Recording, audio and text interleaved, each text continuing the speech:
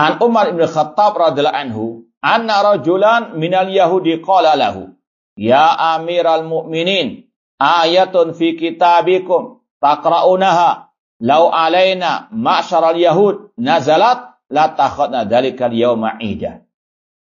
Dari Umar bin Khattab radhiyallahu anhu, ada seseorang datang kepada beliau dari orang Yahudi. Kemudian orang Yahudi itu berkata, wahai amiral mu'minin, ada sebuah ayat di dalam kitab kalian yang kalian membacanya dalam Al-Quran. Seandainya ayat itu turun kepada kami orang-orang Yahudi, maka kami akan menjadikan hari turunnya itu sebagai hari raya. Qala ayu ayatin hiya. Ayat apa itu? Kata Umar bin Khattab. Orang Yahudi membacakan ayat, al-yawma akmaltu lakum dinakum wa atmamtu alaikum ni'mati wa raditu lakumul islam madinah. Pada hari ini telah aku sempurnakan bagi kalian agama kalian, dan aku sempurnakan nikmat atas kalian, dan aku ridhoi Islam sebagai agama kalian.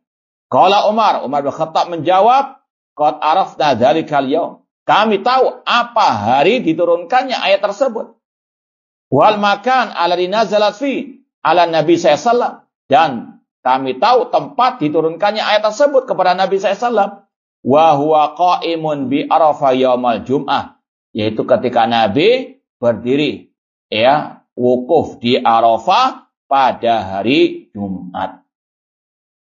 Hadis ini dibawakan Imam Bukhari. Yang pertama berkaitan dengan babnya. Ya, kita sampaikan dari awal ada dua pembahasan setiap hadis. Pembahasan yang berkaitan dengan bab iman dengan pembahasan yang secara umum. Yang berkaitan dengan iman tadi, Imam Bukhari mengatakan iman bisa bertambah, bisa berkurang. Ini kaitannya dengan ayat al-yauma akmaltu lakum dinakum. Pada hari ini telah aku sempurnakan bagi kalian agama kalian. Islam sudah sempurna. Kewajiban-kewajiban yang Allah wajibkan sudah sempurna. Kalau ada yang meninggalkan salah satu dari kewajiban tersebut, maka berkurang keimanannya. Kata para ulama, tarkul kamal naksun. Meninggalkan yang sempurna berarti apa? Kurang. Misal dalam Islam ada 10 kewajiban misalnya ini. Ya, kalau orang itu meninggalkan salah satunya, maka tidak sempurna apa? Keimanannya. Misalnya ada 10 kewajiban. Kalau dia hanya bisa melaksanakan 8, atau kalau dia melaksanakan 8, padahal yang 2 dia tinggalkan, padahal dia mampu melaksanakannya, maka dia apa? Berdosa. Meninggalkan kesempurnaan adalah kekurangan. Ini yang dikatakan oleh Imam Bukhari, iman bisa bertambah, bisa apa? Berkurang. Ini pembahasan berkaitan dengan ayat al-yauma akmaltu lakum dinakum. Kemudian makna pelajaran secara umum, hadis ini sangat luar biasa banyaknya. Yang pertama diantaranya orang Yahudi, sebagaimana kata Allah, mereka tahu kebenaran. Cuma mereka apa? Sombong, mereka enggan, mereka hasad iri kepada kaum muslimin. Ya'rifunahu kama ya'rifuna abna'ahum. Orang Yahudi tahu tentang Nabi Muhammad sebagaimana mereka tahu tentang keluarga mereka. Namun mereka tidak mau mengikuti kebenaran. Makanya orang yang tahu kebenaran namun tidak mau mengikutinya, maka dia tasabbuh mengikuti jejak orang al-Yahud, na'udzubillah min dzalik. Orang Yahudi tahu tentang ayat tadi. Kemudian juga dalam riwayat Muslim, ada kisah juga mirip dengan ini, yaitu orang Yahudi berkata kepada Salman Al-Farisi, Allamakum nabiyukum kulla syai'. Nabi kalian mengajarkan kepada kalian segala sesuatu. Sampai masalah adab buang hajat. Kata Salman Al-Farisi, ajal betul. Dan sekali lagi orang Yahudi saja paham, Islam itu sudah sempurna. Orang Yahudi di zaman para sahabat tahu bahwasanya Nabi sudah mengajarkan semuanya kepada kita. Cuma yang sangat disayangkan, sebagian kaum muslimin atau bahkan banyak kaum muslimin yang tidak sadar, tidak paham Islam sudah sempurna. Dari mana kita tahu kok mereka tidak tahu Islam itu sudah sempurna? Buktinya masih banyak mereka ngarang-ngarang akidah baru. Masih banyak mereka ngarang-ngarang ibadah baru. Metode-metode dakwah yang baru. Ini sekali lagi menyelisihi apa yang dikatakan oleh Allah dan Rasul sallallahu alaihi wasallam. Islam sudah komplit dari A sampai Ya, dari A sampai Z sudah lengkap. Bahkan dari ucapan Abu Dzar, beliau pernah mengatakan, tarokana Rasul sallallahu alaihi wasallam wa ma ta'irun yuqallibu janai fil hawa illa waqad bayyana lana anu ilman. Rasul telah meninggalkan kita, tidaklah seekor burung di udara dengan kedua sayapnya kecuali telah dijelaskan ilmunya oleh Rasul sallallahu alaihi wasallam. Maka kewajiban seorang muslim cukup mempelajari apa yang diajarkan Rasul, yang diajarkan oleh para sahabat Rasul dalam semua bidang agama. Akidah, ibadah, sholat, zikir, semuanya komplit. Bahkan yang aneh bin nyeleneh, yang sudah diajarkan tidak diamalkan. Yang nggak diajarkan berlomba-lomba untuk diamalkan. Ini kebalik. Ya, contoh misalnya, simpel saja, masalah zikir. Ya, masalah zikir. Mulai bangun tidur sampai tidur kembali, Rasul sudah menjelaskan zikir-zikir yang sangat banyak. Bangun tidur ada zikirnya. Orang masuk toilet ada zikirnya. Keluar dari toilet ada zikirnya. Kemudian mau makan ada zikirnya. Setelah makan ada zikirnya. Pakai pakaian ada zikirnya. Keluar rumah ada zikirnya. Masuk rumah ada zikirnya. Masuk masjid ada zikirnya. Keluar masjid ada zikirnya. Kurang apa? Pagi dan petang ada zikirnya. Mau tidur ada zikirnya. Ya? Namun coba kalau buat sensus. Berapa dari kaum muslim yang paham zikir-zikir tersebut? Itu yang paham. Kalau yang nggak paham, apalagi bagaimana bisa mengamalkannya?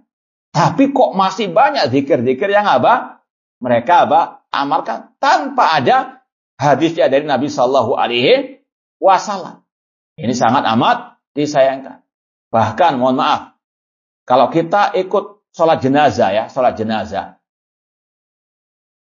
Kalau kita baca teorinya dari Nabi SAW, sunnahnya Rasul. Pertama takbir kan.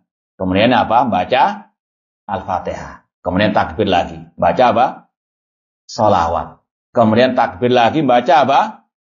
Doa. Doanya itu sebenarnya panjang kan? Allahumma gfirlahu warhamhu wa'afihi wa'afu anhu wa'akrimhu. Itu doa yang sekali lagi seorang yang mensolati jenazah saudaranya. Hendaknya apa? Betul-betul khusyuk, konsentrasi. Membaca doa tersebut secara apa? Khusyuk, artinya perlahan-lahan. Tapi kebanyakan kalau ikut ya imam-imam salat jenazah itu singkatnya luar biasa. Padahal sang jenazah itu butuh doa itu yang Rasul ajarkan. Allahumma gfirlahu warhamhu wa'afi wa'afu anhu Mungkin kalau yang sering kita pengalaman ikut orang-orang itu sampai ya Allahumma gfirlahu warhamhu sudah apa? Takbir lagi. Padahal masih apa? Panjang doa itu. Tapi yang aneh bin nyeleneh, setelah salam, baca apa? Doa yang panjang lebar. Padahal tidak pernah Rasul ajarkan. Ya, waktunya doa yang Rasul ajarkan, mereka tidak mau membacanya. Selesai salam, panjang doanya. Padahal Rasul selesai salam, ya sudah selesai, tinggal bawa ke pemakaman. Paham maksudnya? Inilah sekali lagi fenomena yang ada. Padahal Islam sudah sempurna. Bahkan orang Yahudi saja paham. Al-yawma akmaltu lakum dinakum. Namun inilah kelakuan orang Yahudi juga. Mereka tahu kebenaran, tidak mau mengikuti kebenaran. Dan di antara kelakuan Yahudi apa? Tadi. Seandainya ayat itu turun kepada kami akan jadikan hari turunnya ayat itu sebagai hari peringatan. Suka ngarang-ngarang hari perayaan apa? Baru yang tidak pernah diajarkan oleh Allah Subhanahu wa Ta'ala. Namun sangat disayangkan, kaum muslimin banyak yang benci kepada Yahudi, namun mereka terkadang tidak sadar ikut kelakuannya apa? Yahudi. Tahu kebenaran, tidak mau mengikuti kebenaran, suka ngarang-ngarang apa? Ibadah-ibadah yang baru. Na'udzubillahi min dzalik. Intinya ma'asal muslimin, kata Umar bin Khattab, kami tahu kapan turunnya ayat tersebut. Dan tempat di mana ayat itu diturunkan. Dan mereka para sahabat tidak sebagaimana Yahudi. Kita peringatin, enggak. Ya, mereka mencukupkan dengan apa yang diajarkan oleh Rasulullah Shallallahu Alaihi Wasallam. Bahkan Umar bin Khattab pernah mengajarkan kaum muslimin ketika mencium Hajar Aswad, Beliau mengatakan, wallahi inni la a'lam annaka hajal la tanfa' wa la tadur. Demi Allah aku tahu engkau ini batu biasa, wahai Hajar Aswad, tidak bisa mendatangkan manfaat dan madarat. Laula anni ra'aitu Rasulullah yuqabiluka ma qabatuka. Seandainya aku tidak melihat Rasul menciummu, aku tidak akan mencium. Ini karena apa? Islam sudah sempurna. Cukup apa yang Rasul ajarkan kita pelajari, kita amalkan. Tidak mengarang-arang yang baru, baik dalam masalah akidah, ibadah dan seterusnya dari ibadah atau ritual ibadah.